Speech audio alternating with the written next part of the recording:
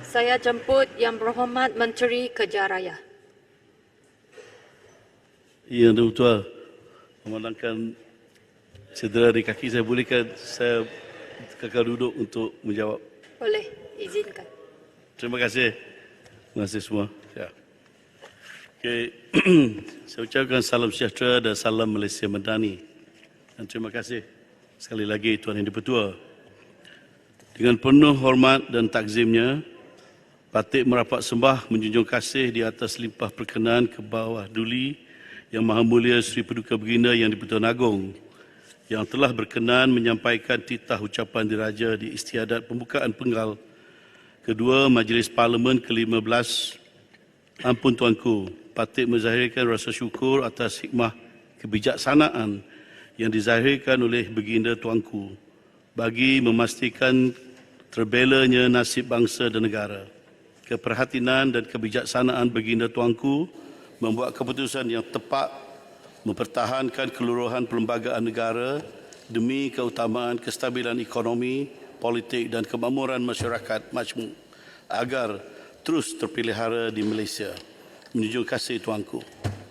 Tuan Yang di-Pertua, saya dan seluruh ahli Parlimen Gabungan Parti Sarawak serta Kerajaan Negeri Sarawak turut ingin mengambil kesempatan ini untuk merakamkan ucapan setinggi penghargaan atas pelantikan Yang Amat Berhormat Tambun sebagai Perdana Menteri yang ke-10 dan tahniah juga kepada semua anggota jemaah Kabinet yang telah dilantik. Saya turut mengucapkan syabas dan tahniah kepada Datuk Yang di-Pertua Dewan Rakyat serta timbalan-timbalan Yang di-Pertua Dewan Rakyat atas lantikan yang merupakan satu perhormatan yang amat tinggi dan amanah besar kepada negara. Marilah kita bersama-sama menjadikan titah Baginda Tuanku sebagai dorongan dan semangat untuk terus memberikan tumpuan khusus, mengembeling usaha dan tenaga ke arah pembentukan Malaysia Madani yang bukan sahaja bertunjangkan ke arah ekonomi yang lebih mapan, bersepadu dan holistik, malah melibatkan keterangkuman kualiti kehidupan masyarakat, pelbagai adat, budaya dan kaum ke arah hala tuju negara bangsa yang lebih baik, maju dan sejahtera. Terima kasih tidak terhingga juga kepada Yang Amat Berhormat Perdana Menteri kerana terus menggorak inisiatif serta dasar-dasar yang menjurus kepada mengekalkan momentum dan hubungan kerjasama erat dan harmoni di antara Kerajaan Persekutuan dengan Kerajaan Negeri Sarawak, terutama mencari kesepakatan dan persetujuan yang boleh dicapai berhubung isu melibatkan kepentingan hak Sabah dan Sarawak seperti yang termaktub di dalam Perjanjian Malaysia 1963 atau MA63. Saya ingin mengucapkan setinggi penghargaan di atas beberapa keputusan penting yang telah dicapai bersama dan saya penuh yakin keterbukaan Kerajaan Persekutuan, pimpinan Yang Amat Berhormat Perdana Menteri dalam mencari penyelesaian lanjut berkenaan isu Perjanjian Malaysia 1963 akan membuahkan hasil yang sangat positif. Tuan Yang di-Pertua, seterusnya saya ingin mengambil kesempatan ini untuk mengucapkan terima kasih kepada 48 ahli yang berhormat yang telah mengambil bahagian dalam sesi pembahasan menjunjung kasih atas titah diraja 2023 menyentuh isu-isu di bawah bidang kuasa Kementerian Kerja Raya sepanjang sesi pembahasan yang lalu. Terima kasih atas keprihatinan ahli-ahli yang berhormat mengenai isu-isu yang telah dibangkitkan itu. Jadi saya akan menggunakan kesempatan ini dengan sebaik mungkin bagi memberikan jawapan bagi setiap persoalan dan cadangan ahli yang berhormat tersebut. Tuan Yang di-Pertua, saya memulakan dengan tajuk Lebuhraya Pan Borneo yang mendapatkan perhatian khusus ahli yang berhormat Selangau, yang berhormat Tuaran, yang berhormat Miri, yang berhormat Kota Belud, yang berhormat Seri Aman, yang berhormat Sendakan, yang berhormat Keningau, yang berhormat Ranau, yang berhormat Putatan dan yang berhormat Sipitang. Yang berhormat Selangau telah membangkitkan isu kawasan rehat dan rawat di Lebuhraya Pen Borneo LPB Sarawak. Untuk makluman ahli yang berhormat, di sepanjang jajaran projek Lebuhraya Pen Borneo Sarawak terdapat 3 kawasan RSA atau Rest and Service Area dan juga 5 lay-by akan dibina, iaitu bagi RSA di Jelukong, di Lubuk Antu, Sungai Basai, di Selangau dan Lambir di Miri.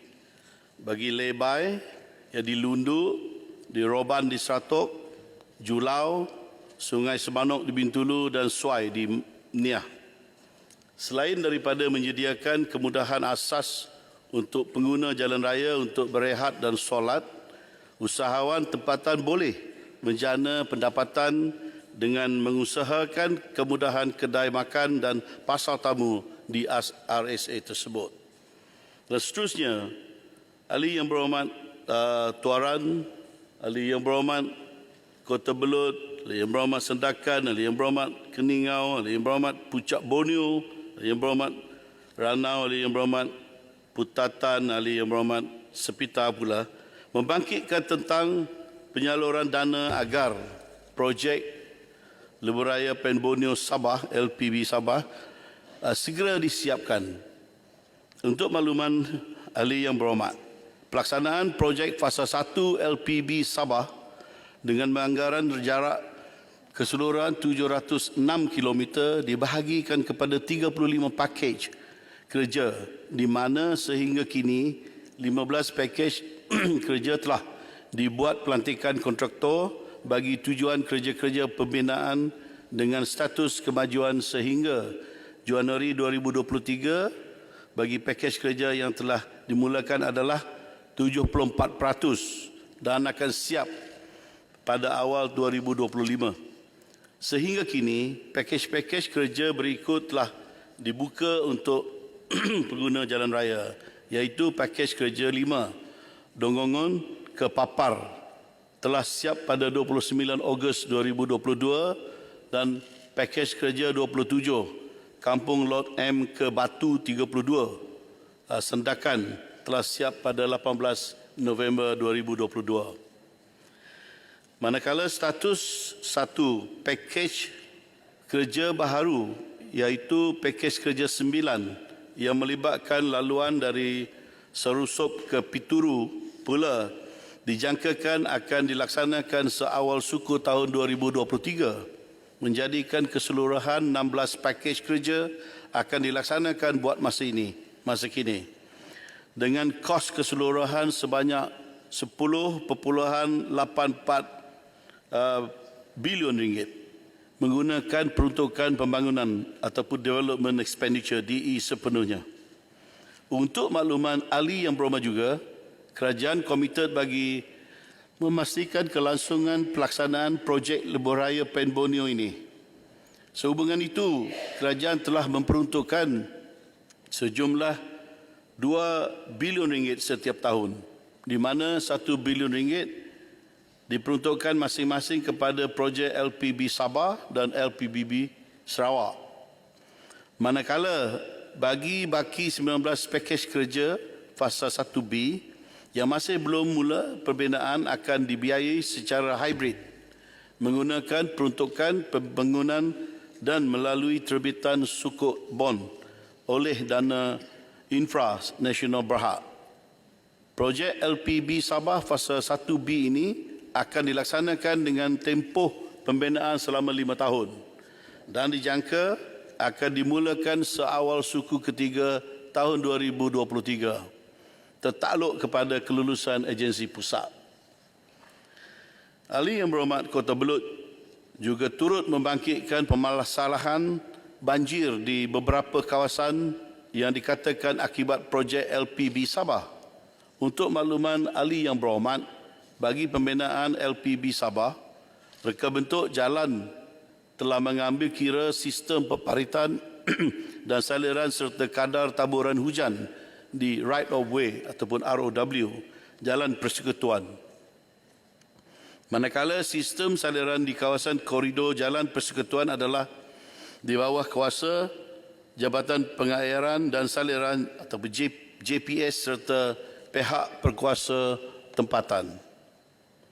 Antara punca insiden banjir di kawasan-kawasan seperti yang disebutkan oleh ahli yang berhormat termasuklah taburan hujan luar biasa daripada taburan hujan purata yang menyebabkan sungai berhampiran tidak mampu menampung kapasiti hujan yang luar biasa.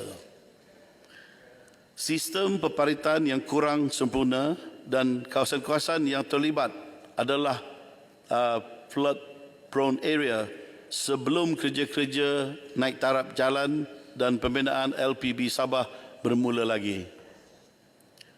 Walau bagaimanapun, sebagai langkah mitigasi, Kementerian kini melalui JKR Sabah selaku pegawai penguasa projek akan memastikan Environment Management Plan EMP sentiasa dipatuhi oleh pihak kontraktor selaras dengan Environmental Impact Assessment EIA yang telah diluluskan sebelum mula pembinaan. Pihak kontraktor juga telah diarahkan supaya mengambil tindakan segera sekiranya terdapat sebarang keperluan di tapak. Yang Berhormat Menteri, Kota Belud sebelah kanan. Ya, Boleh saya tanya berkenaan dengan dana infra dan juga hybrid tadi, kalau saya boleh dapatkan pengesahan, adakah tahun ini telah dimulakan pembiayaan tersebut untuk pakej PEN Borneo Sabah? Terima kasih Menteri, minta laluan. Saya ingin bertanya tentang lebuh raya jajaran baru iaitu Sedang ke Sungai Petani.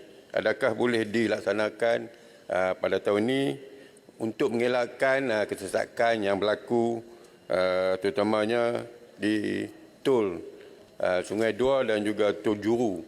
Mohon penjelasan. Okey, yang berhormat Kuli Bandar Baru, ini perkara tidak berkaitan dengan sini. Saya akan majukan Saya akan majukan pencerahan secara bertulis kepada yang berhormat, ya. Dan untuk yang berhormat Kota Belud, sama juga saya akan beri penerangan atau pencerahan kepada perkara itu secara bertulis. Sebab saya nak teruskan, ni banyak ni. Saya nak respon kepada sebanyak baik. Sebab ini ada berapa puluh helai ni. So, boleh ya? Terima kasih. Okey. Selain daripada itu, JKR Sabah dengan kerjasama pihak JPS dan PBT akan terus memantau dari semasa ke semasa serta bersedia untuk berbincang dan meneliti sebarang cadangan penambahbaikan di kawasan yang terkesan dengan banjir bagi memastikan projek ini mendapat manfaat sepenuhnya sekaligus menjadi pemangkin lonjakan baru kepada demografi sosioekonomi rakyat Sabah. Tuan Yang Dipertua, Ahli Yang Berhormat Seri Aman, Ahli Yang Berhormat Seri Aman pula menyanyikan projek lain LPB di Sabah dan di Sarawak. Selain LPB, untuk makluman ahli yang berhormat, selain daripada projek Lebuh Raya PEN Borneo Sabah dan Sarawak yang sedang giat dilaksanakan, beberapa lagi projek ini sedang di peringkat perancangan Kementerian Kerja Raya untuk penambahbaik jaringan jalan raya ke negara Brunei dan Kalimantan Indonesia seperti berikut, iaitu satu, Trans Borneo yang akan menambah baik jalan persekutuan sedia ada di Miri, Limbang dan Lawas melalui Brunei, dan Sarawak Sabah Link Road yang akan menghubungi Miri, Limbang dan Lawas dan seterusnya ke Baklalan. Manakala bagi cadangan jalan sepadan ataupun border road dan jalan ke sepadan di antara Sarawak dan Kalimantan, cadangan tersebut turut diambil kira dalam kajian semula pembangunan rangkaian jalan raya atau Highway Network Development Plan oleh Kementerian Kerja Raya bagi mengenal pasti jajaran terbaik untuk penelitian lanjut bersama agensi pusat. Dan untuk maklumat ahli yang berhormat, Lebuh Raya Trans Borneo dan Lebuh Raya PEN Borneo termasuk di dalam jajaran ASEAN Highway Network dengan nombor laluan AH150 yang merupakan laluan utama menghubungkan negara-negara ASEAN di Kepulauan Borneo iaitu Malaysia, Sarawak dan Sabah, Brunei dan Indonesia, Kalimantan. Untuk makluman ahli yang berhormat, kementerian ini telah mengangkat cadangan projek di sempadan Malaysia Indonesia iaitu kerja awalan dan reka bentuk bagi projek pembinaan jalan dari Kelabakan ke sempadan Malaysia Indonesia Semenggaris dan cadangan menaik taraf FR21 Jalan Serian Terbeduk Indonesian Border pada rolling plan ketiga. Rancangan Malaysia ke-12 untuk pertimbangan agensi pusat. Kelulusan bagi cadangan projek-projek ini akan dimaklumkan selepas pembentangan bajet kelak berdasarkan keutamaan dan kedudukan keuangan kerajaan. Selain mewujudkan jaringan perhubungan jalan raya yang selamat dan selesa, projek-projek ini apabila siap kelak berpotensi untuk membawa limpahan pembangunan bagi Sarawak dan Sabah melalui peningkatan aktiviti ekonomi dan perdagangan di sepanjang jajaran jalan termasuk pembukaan kawasan pembangunan dan penempatan baharu. Untuk makluman ahli yang berhormat juga, kementerian ini sedang menjalankan kajian plan pembangunan rangkaian jalan raya 2040 ataupun HNDP 2040 untuk Sabah, Sarawak dan wilayah Persekutuan Labuan. Kajian ini merupakan kesinambungan daripada perancangan terdahulu iaitu HNDP Fasa 2 yang menjadi rujukan dari tahun 2010 sehingga 2025. Antara skop kajian HNDP 2040 adalah untuk mengkaji keperluan cadangan jalan sempadan antarabangsa ataupun International Border Road dengan Indonesia dan Brunei. Kajian dijangka akan siap pada awal tahun 2025. Untuk makluman ahli yang berhormat, projek yang dimaksudkan adalah Proposed Sarawak Border Security Road Program. Cadangan projek ini pernah dimohon ketika RP1 Rancangan Malaysia ke-12, namun tidak dapat dipertimbangkan berdasarkan kedudukan keutamaan projek dan agihan siling peruntukan pembangunan yang terhad untuk projek baharu. Kementerian ini akan meneliti semula cadangan projek ini apabila dimohon oleh ataupun dalam rolling plan yang akan datang dan akan dipertimbangkan untuk diangkat kepada agensi pusat untuk kelulusan tertaluk kepada kedudukan keutamaan projek dan ketersediaan agihan peruntukan pembangunan. Tuan Yang di-Pertua, saya beralih pula ke tajuk seterusnya iaitu projek lingkaran tengah utama LTU. Ahli yang berhormat Macang, ahli yang berhormat Bacok, ahli yang berhormat Gua Musang telah membangkitkan isu projek Lebuhraya Kota Baru Kekola Kerai KBKK dan LTU. Untuk makluman ahli yang berhormat, sebagai peneraju pembangunan infrastruktur negara, Kementerian Kerja Raya komited untuk memastikan pembangunan adalah menyeluruh di semua negeri dalam Malaysia di bawah Rancangan Malaysia ke-12. Lebuhraya Kota Baru Kekola Kerai KBKK sepanjang 66.9 km bernilai 2.3 bilion ringgit merupakan projek berskala besar yang sedang dilaksanakan di negeri Kelantan secara berfasa mula Rancangan Malaysia ke-10.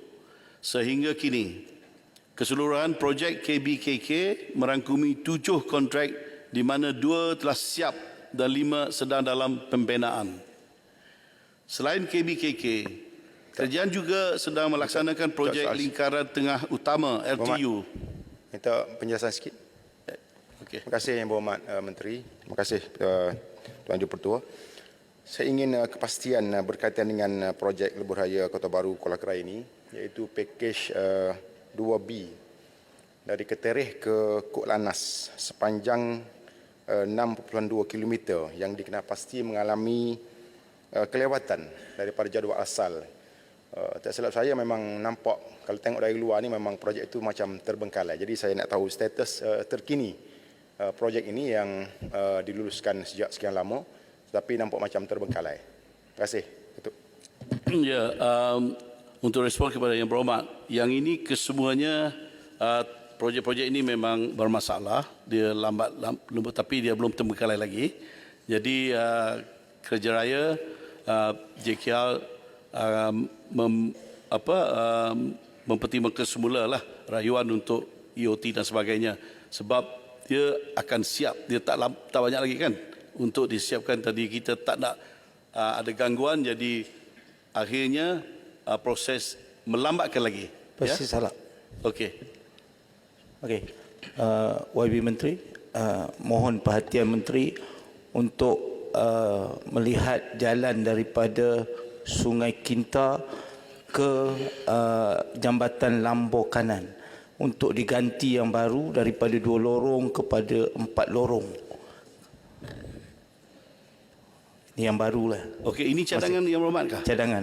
Kalau cadangan Yang Berhormat, kami ambil maklum. Okey. Jadi kalau ada apa saya dapat maklum balas kepada Yang Berhormat, kami akan maklum balas kepada. Sebab ini cadangan ya. Okey. Okay, terima kasih YB Menteri.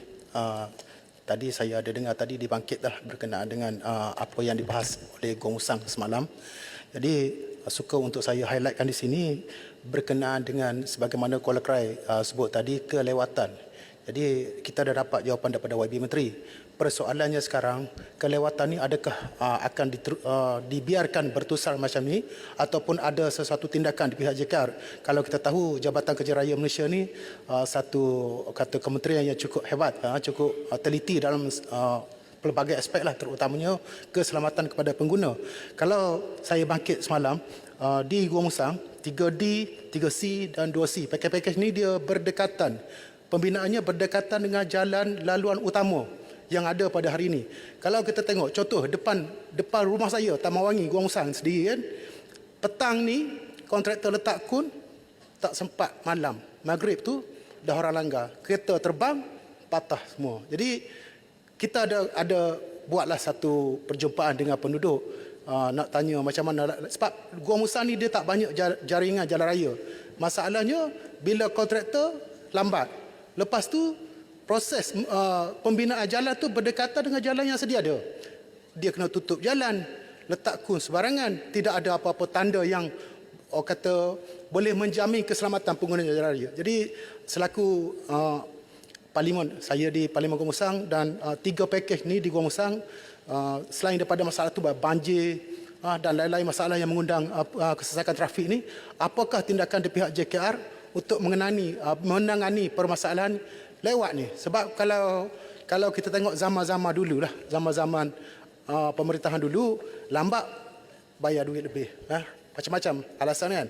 Lambat bayar duit lebih kepada kontraktor. Jadi adakah amalan ini akan diteruskan pada zaman Kerajaan Madani hari ini? Sekian, terima kasih.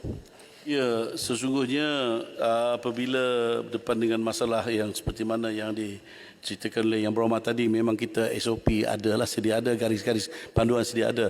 Jadi JKR ni sebaik sejauh mana boleh mestilah mengikut apa SOP atau garis panduan yang sedia ada. Jadi dalam masa yang sama kita melihat juga kepada sejauh mana projek itu hampir siapkah ataupun dia terlalu jauh sebelum siap. Kalau dia hampir siap, perlulah kita beri kelonggaran sedikit sebab kita nak siapkan projek.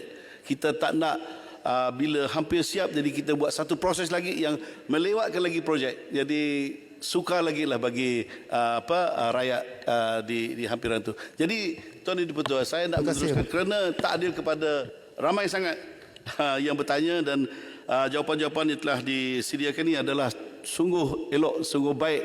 Itu pun saya tak mungkin nak habiskan. Saya akan jawab apa sampai betul nanti. Tak tangga batu sikit. Tangga batu boleh. Ini tak ada kaitan dengan sini kan? Ada kaitan jalan. Jalan bukan di jalan di Gua Musang. Oh tidak. Tidak. Okay. Saya mohon maaf lah Yang Berhormat. Boleh kita, sebab saya nak banyakkan lagi lah jawapan kepada kawan-kawan lagi. Tanjung Karang sikit. Terima kasih. Tanjung Karang. Yang di Selangor jauh dari Gua Musang.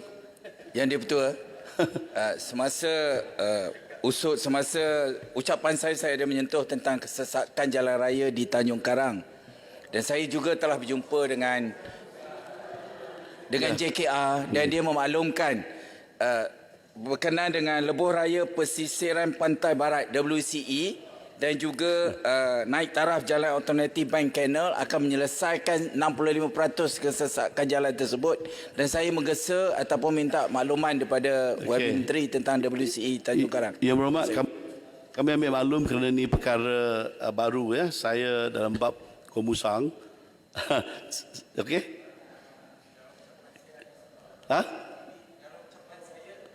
Dalam ucapan saya ada menyentuh tentang perkara ini, Ya. tapi Tanjung Karang tidak disebut di dalam. Belum sebab Okey. saya Belum ni, sampai lagi, belum isu sampai. Malaysia ni besar lah Tunggu kawan. dulu. Saya nak cuma Yang lain pun sedaya upaya tunggu, saya speaker. nak Jangan buat menjawab masa. semua ni. Memang ada di jawapan yang jauh di dalam ni. Tapi walaupun saya tak sempat secara lisan ni, memang sampaikan kepada Yang Berhormat secara bertulis nanti ya. Biarkan saya teruskan boleh? Ya. Tuan Ini Betul? Silakan. Okey. Ya.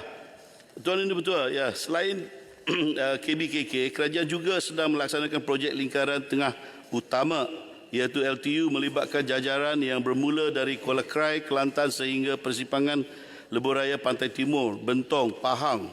Ya. Dan bagi negeri Kelantan terdapat 10 kontrak di mana 2 di peringkat perolehan, 7 di peringkat pembinaan dan 1 telah siap. Kos keseluruhan projek KBKK dan LTU di negeri Kelantan adalah sebanyak 5.4 bilion ringgit dan kedua-dua projek ini dijangka siap pada tahun 2026. Tuan Yang Dipertua, Lebuh Raya Pantai Timur Fasa 2 LPT 3 ya, masih berkisarkan rangkaian jalan di kawasan Pantai Timur. Ahli Yang Berhormat Bacok dan Ahli Yang Berhormat Rantau Panjang telah menanyakan berkaitan Lebuh Raya Pantai Timur Fasa 3 LPT 3. Untuk makluman Ahli Yang Berhormat, kementerian ini kini melalui Jabatan Kerja Raya Malaysia telah menjalankan kerja awalan bagi projek Lebuh Raya Pantai Timur Fasa 3 dan menaik taraf jalan-jalan persekitaran untuk tujuan penyuraian trafik. Ya. Dan hasil kerja awalan bagi projek Lebuh Raya Pantai Timur Fasa 3 telah dibentangkan kepada agensi pusat pada 20 April 2022 dan mengambil kira agihan peruntukan kepada negeri-negeri yang lain. Agensi pusat telah bersetuju supaya cadangan LPT 3 dari Kampung Gemuruh, Terengganu ke Pengkalan Kubur, Kelantan ini dilaksanakan secara penswastaan melalui kaedah kerjasama awam swasta PPP. Jadi mesyuarat Jurukuasa Penswastaan Kementerian Kerja Raya yang bersidang pada 22 Julai 2022 telah memutuskan supaya cadangan projek LPT 3 dilaksanakan secara penswastaan melalui kaedah request for proposal secara tender terbuka. Dan keputusan tersebut diangkat untuk perhatian unit kerjasama awam swasta Jabatan Perdana Menteri UKAS JPM untuk memulakan proses RFP. Sahabat Kuantan minta laluan. Berkaitan dengan projek LPT 3. Jadi sekarang ni LPT 2 sistem keselamatannya masih lemah, terdapat binatang turun ke Lebuh Raya. Jadi mohon tingkatkan keselamatan agar nyawa pengguna kita dapat lindungilah. Terima kasih. Terima kasih atas cadangan tu. Kita ambil maklum. Jadi proses RFP LPT 3 akan dimulakan dengan penubuhan pasukan projek bagi mengenal pasti penyata kehendak need statements sebelum diangkat bagi pertimbangan dan kelulusan jemaah menteri. Jadi cadangan projek LPT 3 ini dijangka dapat membantu mengurangkan kesesakan lalu lintas khususnya untuk anak-anak perantau balik ke kampung halaman di Pantai Timur Semenanjung Malaysia. Untuk makluman ahli yang berhormat juga, Kementerian Kerja Raya telah menerbitkan Plan Pembangunan Rangkaian Jalan Raya atau Highway Network Development Plan yang bertujuan untuk mengenal pasti keperluan menaik taraf jalan sedia ada untuk atau membina jalan baharu bagi menampung unjuran pertambahan trafik dan pada masa yang sama dapat meningkatkan kesaling hubungan yang akan menyokong pembangunan ekonomi negara. Jadi sedikit berengan lagi, pelaksanaan cadangan projek yang dikenal pasti dalam HNDP ini dijangka akan dapat mengurangkan kesesakan lalu lintas dan mewujudkan rangkaian jalan raya yang lebih efisien. Ya. Terima kasih Menteri. Saya mohon untuk mendapatkan sedikit pengesahan bilakah jangkaan tarikh penyiapan projek tersebut, kerana di Kelantan ini merupakan satunya negeri yang tidak ada lebuh raya sampai hari ini. Jadi kalau tadi sebut sampai ke Penggalan Kubur dan menunggu dengan cara request for proposal tadi, agak-agak berapa tahun baru siap tu?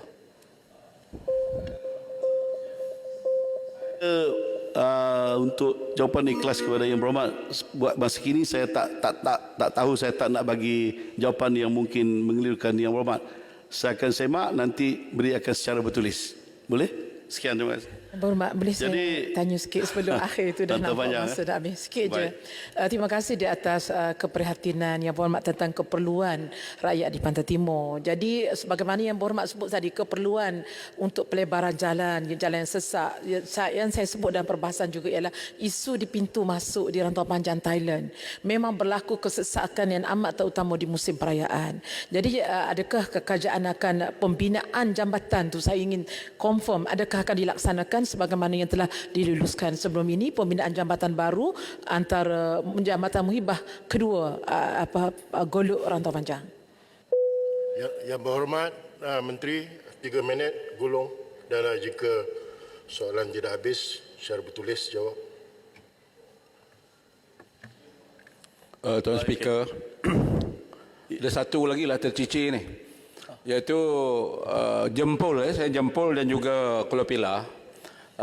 Dalam perbahasan kita mohon pada pihak kementerian membina jajaran baru, jalan daripada Seremban ke Jempol, sebab kesesakan 2 ke 3 jam di hari Sabtu dan 5 ke 6 jam daripada Seremban ke Kuala Pilah menyebabkan kesesakan yang amat teruk. Jadi justru itu Jempol dan Kuala Pilah mencadangkan supaya dibina jajaran baru daripada Seremban, Lebuh Raya Baru ke Jempol, terus menghubungkan ke Negeri Pahang, iaitu ke Bera, Rompin dan juga ke Bentung sebelah kiri dan juga Temeloh. Dan ini merupakan satu-satunya laluan alternatif daripada Pantai Timur ke Pantai Barat, terutama sekali pada banjir besar 2014 dahulu. Terputus hubungan bila Lebuh Raya Karak. Inilah satu-satunya jalan laluan.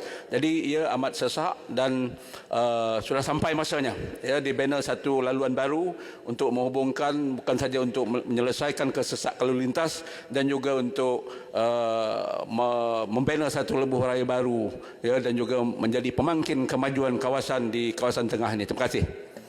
Terima kasih Jempol. Sebab itu telah saya berulang-ulang menyatakan tadi, kita ada yang kita panggil HNDP, iaitu Highway Network Development Plan, yang jangka panjang, jangka pendek terus jangka panjang, untuk di mana-mana ada keperluan seperti mana yang dinyatakan oleh Yang Berhormat Jempol tadi, kita boleh masuk ke dalam perancangan dan kemudiannya kita akan laksanakan. Ia tertakluk kepada kewangan dan keutamaan yang ditentukan oleh agensi pusat nanti. Jadi sesungguhnya kesemua ini. Tapi Yang Berhormat, kalau ada cadangan bolehlah majukan kepada kami di kementerian supaya kita boleh utamakan ataupun kita masuk, kalau belum masuk kita masuk ke dalam senarai. Jadi untuk terima kasih Menteri. Terima kasih. Ya. Okay. Terima kasih.